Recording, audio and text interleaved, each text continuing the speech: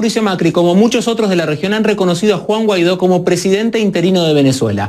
Como vimos recién, esta decisión no es compartida por los diferentes grupos de izquierda de la Argentina que protestaron esta tarde frente a la Cancillería.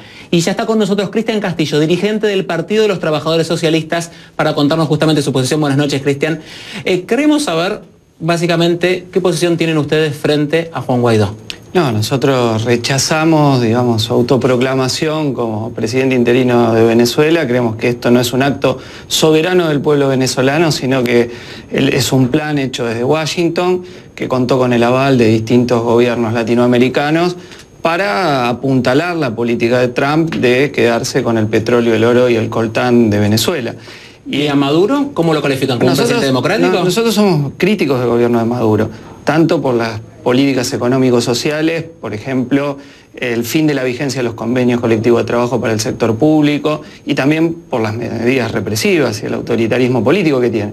Pero ninguna de estas críticas puede llevarnos a no ver que lo que acá está en juego es un salto en la injerencia estadounidense en Venezuela. Y esto queda claro ahora, por si alguien no compartía esta opinión, con el embargo petrolero. Se ha caído la idea de que les interesa el problema del hambre o la miseria en Venezuela, porque el embargo que acaba de decretar Trump, donde él, digamos, se queda con la PDVSA que hay en Estados Unidos, o los negocios que tienen PDVSA en Estados Unidos, va a provocar mayores perjuicios al pueblo venezolano. Y si uno ve el programa político que tiene la derecha venezolana, que expresa Guaidó, es un programa que no va a satisfacer ninguno de los reclamos del pueblo venezolano. Por ejemplo, dicen que hay que congelar los salarios, que son de $6, liberar los precios, que hoy están por el techo, entregarles el petróleo a las empresas multinacionales. Pero ¿cómo se sale de la situación actual de millones de venezolanos yéndose de Venezuela, digamos, de gente pasando hambre, y de un presidente que quiere eternizarse en el poder y que está buscando, digamos, que nombró una Asamblea Nacional Constituyente hace 2 años para redactar una constitución que todavía no la redactó y que lo único que hace en la práctica es saltarse al Congreso que eligió la gente? Entonces, ¿cómo salís de ahí? Digamos, lo que voy es, si esta no es la solución, ¿cuál es la solución para los venezolanos para salir de la situación actual? No, nosotros creemos que la solución va a venir del pueblo trabajador movilizado, no tenemos dudas de eso, pero no para aplicar el programa de la derecha, sino un programa al revés. El no pago de la deuda externa, la repatriación a Venezuela de $600.000 millones que los más ricos del país, algunos de los cuales están con Guaidó y otros que también están con Maduro, giraron al exterior.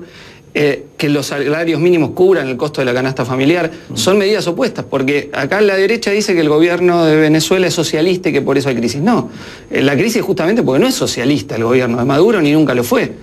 ¿Y los trabajadores cómo pueden protestar en una Venezuela donde el gobierno está blindado por las Fuerzas Armadas y cualquiera que protesta es reprimido? De hecho, más allá de que nos guste o no nos guste Guaidó, con todo esto que está haciendo, acabamos de ver que el Tribunal Supremo de Justicia le congela los bienes, digamos, cualquiera que quiere levantar la cabeza y protestar en contra de Maduro, enseguida es reprimido. A ver, pero separemos dos cosas. En cualquier país, cualquiera que se autoproclame presidente y desafía a otro, no creo que lo pueda hacer tranquilamente. Que fueron encarcelados, saquémoslo a Guaidó. Yo cuestiono, digo, la persecución política que hay en Venezuela también contra los dirigentes sindicales. Lo que digo que la movilización y el rechazo a políticas autoritarias y también a la situación económica acuciante que sufre gran parte del pueblo venezolano y que llevó a muchos a la migración, no se va a resolver con el programa de la derecha. Eso creo que es claro, y de la mano de Trump, porque Trump es amigo de los gobiernos más autoritarios y antidemocráticos de todo el planeta.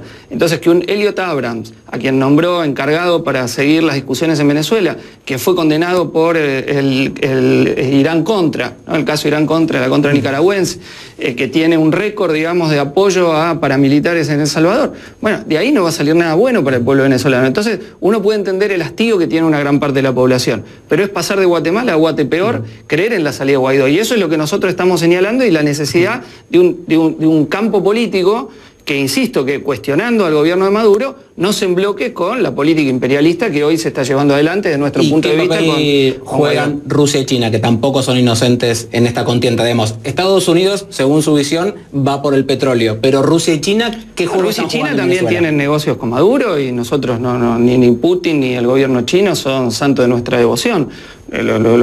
Cuestionamos, por ejemplo, parte de los negocios que han hecho con el petróleo estos dos gobiernos.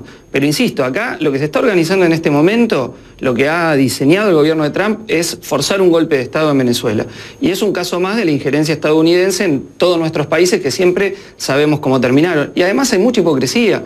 Que un Bolsonaro hable de democracia cuando él mismo fue electo también en una elección con muchos cuestionamientos por la proscripción previa que había tenido Lula. Y además cuando él dijo que su crítica a la dictadura brasilera era que no había asesinado y que solo había torturado, hay una gran hipocresía. Que lo haga el gobierno de Mauricio Macri, que viene de una familia que se enriqueció en la dictadura militar, que pasó de tener 7 a 47 empresas en la dictadura genocida, también hay una gran hipocresía. Entonces, pero yo quiero clarificar, fue votada por el pueblo, digamos, más allá de que nos guste o no lo que piensen, lo que hayan hecho. Sí, pero yo lo que estoy discutiendo es que a estos gobiernos no es que les preocupa los asesinatos políticos. Por ejemplo, Colombia ha tenido 566 asesinatos de líderes sociales y de derechos humanos del 2016, solo 252 el año pasado, y estos gobiernos no dicen una palabra.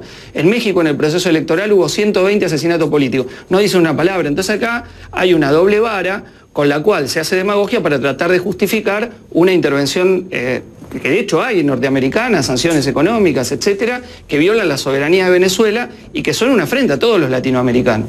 ¿Y qué hacemos con la región que, digamos, ha tenido una serie de gobiernos más o menos progresistas, digamos, pero más inclinados a la centroizquierda, por titularlos de alguna manera? Pero la gente en Latinoamérica ha votado que la región vire hacia la centroderecha. Digamos, Bolsonaro, nos guste o no, fue elegido por los brasileños, Macri fue elegido por la gente, Duque fue elegido por la gente, Piñera en Chile. Entonces, ¿no será que la gente en Latinoamérica quiere otra cosa? No sé si es esto lo que quiere, pero me refiero a, digamos, no llegaron ahí por obra del milagro. No, separemos. Bolsonaro creo que termina siendo ungido presidente después de un proceso electoral muy irregular, con una prisión de Lula que le impidió ser candidato, si no Lula hubiera ganado la elección. Entonces un proceso político muy cuestionado. Bueno, no estuvo Lula en la elección y hubo un candidato. Bueno, pero no es que digamos que el Partido no tuvo candidato. Pero no es lo mismo. Convengamos que no es lo mismo. El primer candidato que iba primero en las encuestas, que le daba que ganaba en primera vuelta. Y digo, yo soy crítico de la política de Lula, pero creo que hubo un golpe institucional y después una política profundamente antidemocrática. Pero a los gobiernos de derecha que han surgido les está yendo muy mal. Piñera, en Chile, es el gobierno con mayor impopularidad, después de un año de gestión, de todos los que asumieron después de la caída de Pinochet. Macri en Argentina también está en una situación muy complicada, donde los índices de popularidad le llegan al 72%, pero donde toda la población está protestando fuertemente. Por ejemplo, Macri aquí en la Argentina esté todavía luchando por la reelección y según las encuestas es uno de los que tiene posibilidades de volver a ser presidente de la Argentina. Veremos qué es lo que pasa, ¿no? O sea, digo, ¿en dónde queda la voluntad popular? No, la voluntad popular se expresará después en la elección. Yo lo que estoy diciendo es que Macri no es que le está yendo muy bien. El gobierno de Macri nos está dejando arriba de un 30% de pobres, la caída económica fue la mayor en muchísimos años, el índice de inflación que Macri había dicho, esto se resuelve en 2 minutos, está casi en el 50% y la inflación mayorista en el 73%, la recesión económica, cualquiera que pasa por Buenos Aires lo ve, han cerrado numerosas empresas, la gente teme profundamente por la ocupación. El año pasado, en el 2018, los salarios cayeron un 20%, Macri había afirmado que con la contrarreforma jubilatoria las jubilaciones iban a aumentar un 2% por encima de la inflación, cayeron un 20%. Entonces acá se está aplicando un ajuste de la mano del FMI y además nos está dejando una situación muy compleja cualquier gobierno que asuma en el 2020, porque él adelantó los fondos del FMI para el 2019 para llegar al año electoral y después ¿con qué van a seguir pagando una deuda externa ilegítima, ilegal, que en Argentina pegó su salto en la dictadura en base a 477 operaciones ilegales de estatización de la deuda privada, que pasó en total la deuda externa de 7.000 a 47.000 millones de dólares gracias a esa maniobra del gobierno militar. Entonces a partir de ahí la economía argentina está en crisis y en decadencia. Y mientras los ricos fugan la plata al exterior. Bajo el gobierno de Mauricio Macri se duplicó la cantidad de fondos que se van afuera. Para que se tenga una idea, cada dólar que entró del FMI, 60.000 millones de dólares, vino por una ventanilla y se fue por la otra. Es equivalente a la fuga de capitales en Argentina. Entonces uno tiene una situación de una decadencia, a partir de que hay 2 agujeros negros, pago de la deuda, fuga de capitales, que no dejan salir a la Argentina. Y el Frente de Izquierda, que es una fuerza política en crecimiento en Argentina, que no apoyó a Cristina Kirchner tampoco, que está fuera del peronismo, está planteando justamente un programa para que la crisis no sea pagada por el pueblo trabajador. Bueno, Cristian Castillo, nos quedamos sin tiempo, que seguiría hablando mucho más tiempo. Muchísimas gracias por estar con nosotros y también conocer la posición justamente del Frente de Izquierda. Y mientras tanto,